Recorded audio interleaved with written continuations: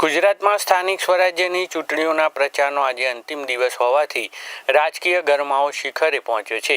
ભાજપ અને કોંગ્રેસ સહિત તમામ રાજકીય પક્ષો મતદારોને આકર્ષવા માટે એડી ચોટીનું જોર લગાવી રહ્યા છે। રાજ્યભરમાં ઠેર ઠેર રેલીઓ, રોડ શો અને જાહેર સભાઓ યોજાઈ રહી છે। અમદાવાદ શહેરમાં ભાજપ દ્વારા ભવ્ય રોડ શોનું આયોજન કરવામાં આવ્યું હતું। રાજ્યના મુખ્યમંત્રી ભૂપેન્દ્ર પટેલ બાપુનગર અને ઇન્ડિયા કોલોની વોર્ડમાં પ્રચાર માટે રોડ શોમાં જોડાયા હતા। તેમની સાથે ભાજપ પ્રદેશ પ્રમુખ જગદીશ વિશ્વકર્મા અને શહેર ભાજપ પ્રમુખ પ્રેરક શાહ પણ રથમાં હાજર રહ્યા હતા। ટક્કર બાપાનગર રોડ ઉપર યોજાયેલ આ રોડ શોમાં સ્થાનિક નાગરિકોએ મુખ્યમંત્રી અને પ્રદેશ નેતાઓનું ફૂલહારથી ભવ્ય સ્વાગત કર્યું હતું। પ્રચાર દરમિયાન મુખ્યમંત્રી ભૂપેન્દ્ર પટેલે બાપુનગર સ્થિત શ્યામ શિખર 4 રસ્તા પર આવેલ સરદાર પટેલની પ્રતિમાને પુષ્પાંજલિ અર્પણ કરી હતી। ચૂંટણી પ્રચારના અંતિમ દિવસે ભાજપે પોતાની તાકાત દેખાડતા મતદારો સુધી પહોંચ બનાવી હતી, જ્યારે અન્ય પક્ષો પણ જીત માટે આખરી પ્રયાસો કરી રહ્યા છે। आज यहाँ पे Bapunagar, India colony ward, Thakkar Bapanagar और विराटनगर, ये चारों वार्ड को संकलित करके माननीय मुख्यमंत्री श्री भूपेंद्र भाई पटेल जी और माननीय प्रदेश अध्यक्ष श्री जगदीश भाई विश्वकर्मा जी की विशेष उपस्थिति में भव्य रोड शो का आयोजन किया है। अभी आप देख रहे हो मेरे पीछे सामने की साइड पे लोगों का हुजूम उमड़ पड़ा है।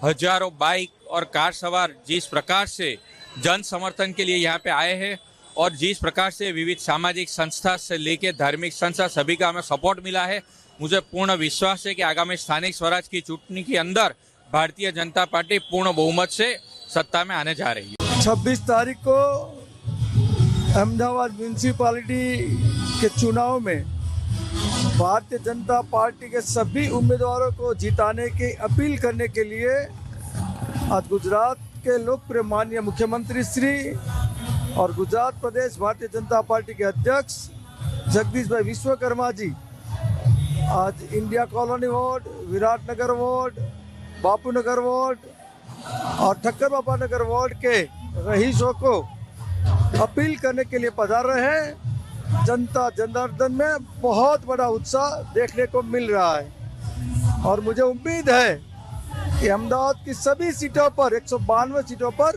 भारतीय जनता पार्टी का कमल खिलेगा।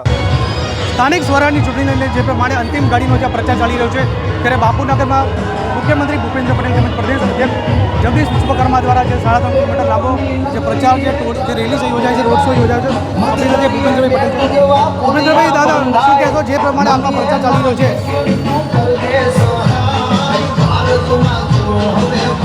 જન સમર્થન જે પ્રમાણેનું આપણે જોઈ રહ્યા છે અત્યારે, એ જોતા દરેકે દરેક સ્થાનિક સ્વરાજ્યની દરેક સંસ્થામાં ભારતીય જનતા પાર્ટીનો ખૂબ જ ઐતિહાસિક વિજય સાથે ભારતીય જનતા પાર્ટી સ્થાનિક સ્વરાજ્યની ચૂંટણીમાં આગળ વધશે।